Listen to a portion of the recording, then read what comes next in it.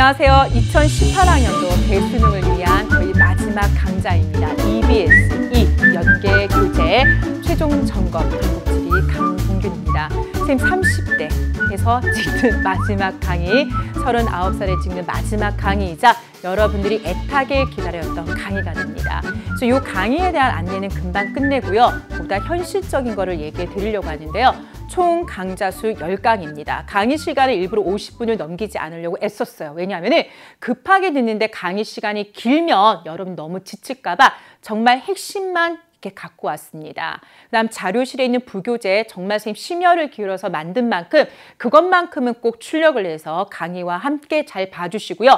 강의는 못 듣더라도 부교재만큼은 제대로 좀 봐주시기 바랍니다. 그래서 이렇게 강의에 대한 안내는 금방 끝내고요. 이제 정말로 수능을 앞두고 현실적인 좀 얘기를 해주려고 합니다.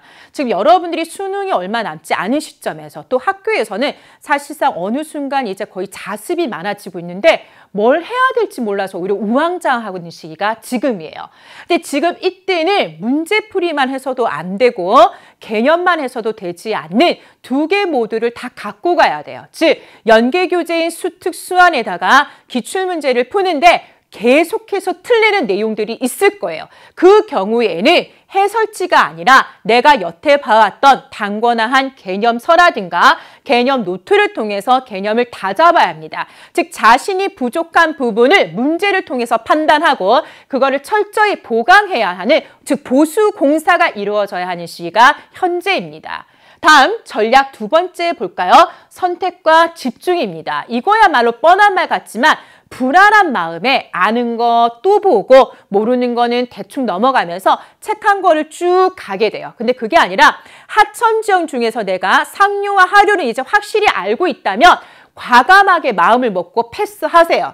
근데 내가 가미공유하천과 자유공유하천 지도를 판단하는 게 여전히 어렵다라면 그 부분에 대해서 집중적으로 투자를 해야 됩니다. 내가 아는 게 5개, 모르는 게 3개라면 거기에 대한 집중적인 보강이 또 이루어져야 하는 게 바로 이 시기가 됩니다.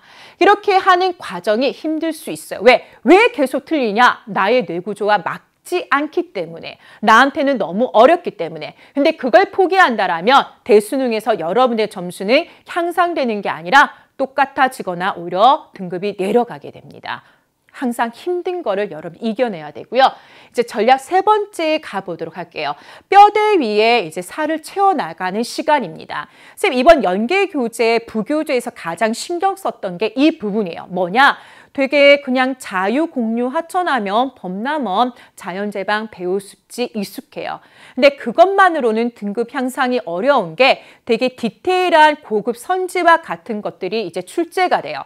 그러면 그러한 것들, 예를 들어 범람원은 후빙기 해수면 상승에 의한 거다. 그다음에 이번 9월 모평에 나온 거 석호는 염분이 포함되어 있는데 바닷물보다는 염분이 낮다라든가 이런 고급 선지들을 채워나가야만 어느 정도 1, 2등급에 다가갈 수 있다라는 겁니다. 그래서 뼈대 위에 이제 살을 덧붙여 나가는 시기가 지금의 시기. 근데 이거야말로 기출 또 연계교재에 그렇죠. 어려웠던 문제를 통해서 익혀 나가셔야 됩니다. 그 다음 전략 네 번째입니다. 방금 얘기한 전략 세 번째가 사실 상위권을 위한 전략이었어요. 이제 살을 붙여서 고급 선지를 알아가라는 거예요. 근데 전략 네 번째는 누구를 위한 전략이냐 하면은 중하위권이에요. 내가 지도를 보는 것도 안 되어 있고 1차 에너지 소비 구조도 겨우 외웠는데 그런 고급 디테일한 것까지 따라가기에는 이제 시간이 없습니다. 그럼 되게 고난도의 인구 구조라든가 그렇죠. 1인당 지역 내 총생산과 같은 고난도의 자료를 가지고 지역 추론하는 것까지 맞추려고 애쓰는 것보다는 이거에 투자하는 시간을 쪼개서 차라리 난이도가 낮은 두 문제를 맞추려고 하는 게 전략적으로 더 우수하다라는 겁니다. 그래서 이거는 중하위권을 위한 내용이에요. 너무 고난도 문제에 집착해서는 아니고 그 한 문제보다는 다른 문제 두 문제를 맞추는데 더 우선 둬야 된다라는 겁니다. 자, 그 다음에 전략 5번째요. 이거는 중위권, 상위권, 하위권 모두에게 통합니다. 선생님이 연계교재, 요거 부교재를 어느 정도 만들고 나서 9월 모평 안 그래도 뚜껑을 열어보니까 정확히 맞습니다. 6월 모평과 9월 모평을 보면요. 그 해의 수능의 출제 뭐가 될지 보여요. 이번 수능 특강 수능 완성에서 예를 들어 강조한 게 대동여지도의 어떤 부분이었다. 또는 해안 지형에서 호빙기와 관련한 게 나왔다. 그런 것들이 6월 모평과 9월 모평에서 특정 출제 경향이 보이게 됩니다. 그러면 거기에 맞추어서 6월, 9월 모평에 그 전에 출제되지 않았던 GIS가 나왔다라면 그 부분을 조금 더 신경 써야 되는 게 맞다라는 겁니다. 이거는 여러분들이 모두 해야 되는 거. 선생님 이거를 반영해서 연계교재 10강에 다 녹아냈습니다. 마음의 불안한 거를 버리고요. 최선을 다했을 때 그 결과를 충분히 받아들이는 마음으로 하루하루 소중하게 열심히 공부해 주시기 바랍니다. 아까 말한 대로 강의는 듣지 않더라도 여러분을 위한 마지막 노력이었습니다. 부교재만큼은 꼭 봐주시기 바라고요. 가끔 오탈자 있을 수 있지만 쌤도 사람인지라 그런 거는 조금씩 용서해 주시기 바랍니다. 자, OT 마치고요. 1강에서 자, 씩씩하게 뵙도록 하겠습니다.